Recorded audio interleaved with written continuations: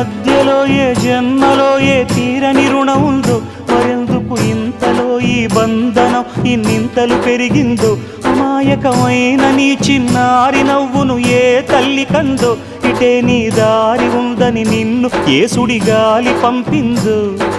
పాపం పుణ్యం దేవుడికెరుక, పేదకు దొరికిన బంగారు కణిక, పాలు వెన్నాలేవని అనక ప్రేమను తాగి పెరగవెసిలక. వలేసే పాడు లోకం కంటపడక ఉండు నాయనక, ఇలా నా గుండెలోనే గువ్వల కొలు ఉండిపోయింక. ఇటే పోస్తే ఎమున్నైనా నిలేస్తానే, మరింక ఏ కీడు నీ వంక రాలే.